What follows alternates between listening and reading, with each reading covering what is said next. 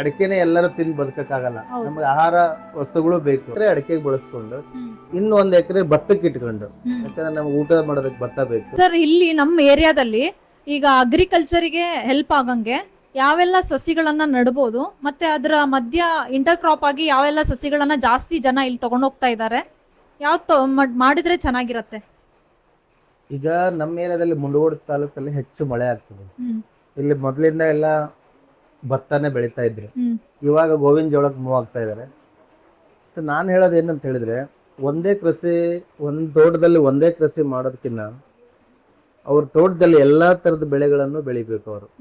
ಈಗ ಅವಾಗ ಹೇಳಿದ್ನಲ್ಲ, ಉದಾಹರಣೆಗೆ ಈಗ 2 ಎಕರೆ ಜಮೀನಿದೆ, 20 ಮ್ಯಾಂಗೋ, 20 ಹಲಸು, 20 ಹಣ್ಣಿನ ಸಸಿಗಳು, ಬೇರೆ ಬೇರೆ ಹಣ್ಣಿನ ಸಸಿಗಳು, ಆ ರೀತಿ ಸಮಗ್ರ ಕೃಷಿ ಬೇರೆ ಬೇರೆ ಸಸಿಗಳನ್ನ ಅಡಿಕೆನೂ ಹಾಕ್ಬೇಕು. 1 ಎಕರೆ, ಈಗ ಉದಾಹರಣೆಗೆ 4 ಎಕರೆ ಇದೆ, 4 ಎಕರೆ ಒಳ್ಳೆ ನೀರಿದೆ ಅಂತೇಳಿ 4 ಎಕರೆ ಅಡಿಕೆ ಮಾಡೋದಕ್ಕಿಂತ 1 ಎಕರೆ ಅಡಿಕೆಗೆ ಬಳಸ್ಕೊಂಡು ಇನ್ನು 1 ಎಕರೆ ಭತ್ತಕ್ಕೆ ಇಟ್ಕೊಂಡು, ಯಾಕಂದ್ರೆ ನಮ್ಗೆ ಊಟ ಮಾಡೋದಕ್ಕೆ ಭತ್ತ ಬೇಕು. ಇಲ್ಲಿ ಹೆಚ್ಚು ಮಳೆ ಬೆಳೆಯೋದ್ರಿಂದ ಯಾವ ಕಡೆ ತಗ್ಗು ಪ್ರದೇಶ ಇದೆ ಅದನ್ನ ತಗ್ಗನ್ನ ಅಡಿಕೆ ಭತ್ತಕ್ಕೆ ಇಟ್ಕೊಂಡು ಸ್ವಲ್ಪ ತರಕಾರಿಗೆ ಸ್ವಲ್ಪ ಇದನ್ನ ಮಾಡಿ ಸಮಗ್ರ ಕೃಷಿಯನ್ನು ಮಾಡಬೇಕು. ಇವಾಗ ಈ ಏರಿಯಾದಲ್ಲಿ ಹೆಚ್ಚಾಗಿ ಅಡಿಕೆ ಮಾಡ್ತಾ ಇದ್ದಾರೆ. ನೀರ್ ಯಾರ್ದಿದೆ, ಒಂದು ಬೋರ್ ಇದೆ, ಒಂದು ಬೋರಿಗೆ 4 ಇಂಚ್ ನೀರ್ ಬಂತು ಅಂದ್ರೆ 4 ಎಕರೆ ಅಡಿಕೆ ಮಾಡ್ತಾ ಇದಾರೆ. ಸೊ ಇದು ಮುಂದಿನ ದಿನಗಳಲ್ಲಿ ಬಹಳ ರೈತರಿಗೆ ತೊಂದರೆ ಆಗ್ಬೋದು, ಯಾಕಂದ್ರೆ ಮಾರ್ಕೆಟ್ ಅವೈಲಬಿಲಿಟಿ ಈಗ ನೋಡಿ ಸಮತೋಲನ ಇರೋದಿಲ್ಲ.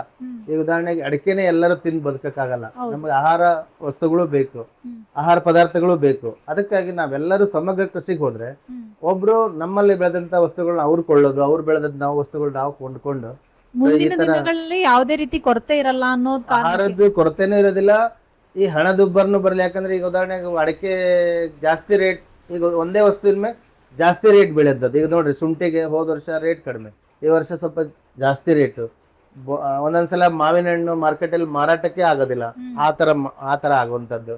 ಈಗ ಉದಾಹರಣೆಗೆ ಅಡಿಕೆ ಒಂದೊಂದ್ಸಲ ಹೆಚ್ಚು ರೇಟ್ ಆಗೋದು, ಒಂದ್ಸಲ ಕಡಿಮೆ ರೇಟ್ ಆಗೋದು. ಈ ರೀತಿ ನಾವು ಒಂದೇ ಬೆಳೆಯನ್ನ ನಾವು ಹೆಚ್ಚು ಬೆಳೀತಾ ಹೋದಾಗ ಈ ರೀತಿ ಸಮಸ್ಯೆಗಳು ಬರ್ತವೆ. ಅದರಿಂದ ನಮ್ಮ ಮುನ್ನೋಡಂತ ಏರಿಯಾದಲ್ಲಿ ಅಡಿಕೆನೂ ಹಾಕ್ಬೇಕು. ಅದ್ರ ಜೊತೆ ಈಗ ಅಡಿಕೆ ಮಧ್ಯದಲ್ಲಿ ಕಾಫಿ ಹಾಕ್ತಾ ಇದಾರೆ, ಕಾಫಿ ಹಾಕ್ಬೇಕು.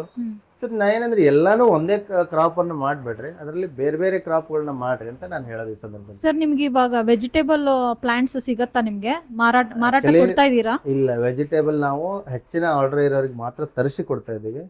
ಉದಾಹರಣೆಗೆ ಕ್ಯಾಪ್ಸಿಕಮ್ ಅಲ್ಲೆಲ್ಲ ಇಲ್ಲಿ ಸಿಗೋದಿಲ್ಲ. ಕ್ಯಾಪ್ಸಿಕಮ್ ಈ ಪಾಲಿ ಹೌಸ್ ಅಲ್ಲೆಲ್ಲ ಬೆಳಿತಾರೆ ನೋಡ್ರಿ, ಅವ್ರಿಗೆ ಕೆಲವೊಂದು ಐಟಮ್ಗಳು ಸಿಗಲ್ಲ. ಅದನ್ನ ನಾವು ದೂರದಿಂದ ಪೂನಾ ಮತ್ತೆ ಈ ಕಡೆ ಮಹಾರಾಷ್ಟ್ರದಿಂದ ತರಿಸಿ ಅವರಿಗೆ ಸಪ್ಲೈ ಕೊಡ್ತಾ ಇದೀವಿ. ನಾವು ಯಾರಿಗೆ ಅವೈಲೇಬಲ್ ಇದೆ ಅವ್ರು ನಮ್ ಸಂಪರ್ಕಿಸಿದ್ರೆ ನಾವು ಅವ್ರ ಸೀಡ್ಲಿಂಗ್ಸ್ ಕೊಡ್ತೀವಿ. ಪಪ್ಪಾಯ ಸಸ್ಯಗಳು ಸಿಗ್ತವೆ, ಅಡಿಕೆ ಸಸ್ಯಗಳು ಸಿಗ್ತವೆ, ಬಾಳೆ ಸಸ್ಯಗಳು ಸಿಗ್ತವೆ. ಈ ನಾವು 4 ಸ್ಟೇಟಿಗೆ ಸಸ್ಯಗಳನ್ನ ಕಳಿಸ್ತೀವಿ, ಮತ್ತೆ 4 ಸ್ಟೇಟ್ಗಳಿಗೆ ನಾವು ಸಸ್ಯಗಳನ್ನ ತರಿಸ್ತೀವಿ.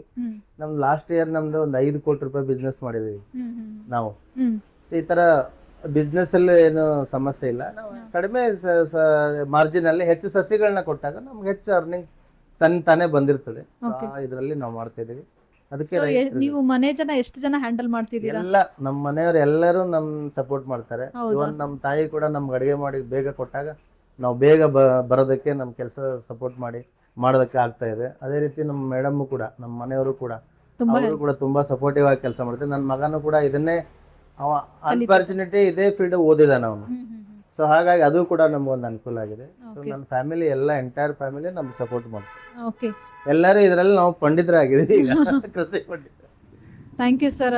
ಹೊರಗಡೆ ತುಂಬಾ ಮಳೆ ಆಗಿರೋದ್ರಿಂದ ಅವರಿಗೆ ನಾವು ಒಳಗಡೆ ಬಂದು ವಿಡಿಯೋ ಮಾಡಿದ್ವಿ.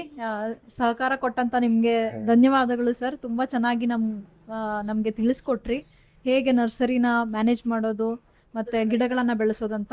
ಧನ್ಯವಾದಗಳು ಸರ್. ತಮಗೂ ಕೂಡ ಧನ್ಯವಾದಗಳು. ತಮ್ಮ ಚಾನಲ್ಲು ಕೂಡ ಅದೇ ರೀತಿ ಬೆಳೀಲಿ. ಮುಂಡಗೋಡ ತಾಲೂಕಲ್ಲಿ ತಾವು ಇಷ್ಟೊಂದು ಒಬ್ಬ ಮಹಿಳೆಯರು ಇಷ್ಟು ಚೆನ್ನಾಗಿ ನೀವು ಅದು ವಿಡಿಯೋ ಮಾಡೋದಾಗ್ಲಿ, ಇದನ್ನ ಪೋಸ್ಟ್ ಮಾಡೋದು, ಮತ್ತೆ ನಿಮ್ಮ ಒಂದು ಡೇರಿಂಗ್ಗೆ ನಾನು ತುಂಬಾ ಇದಾಗಿದ್ದೀನಿ. ನಿಮ್ದೇನೋ ಚಾನಲ್ ಚೆನ್ನಾಗಿ ನಡೀಲಿ, ಹೆಚ್ಚೆಚ್ಚು ಸಬ್ಸ್ಕ್ರೈಬರ್ ಬರಲಿ ಅಂತೇಳಿ ನಾನು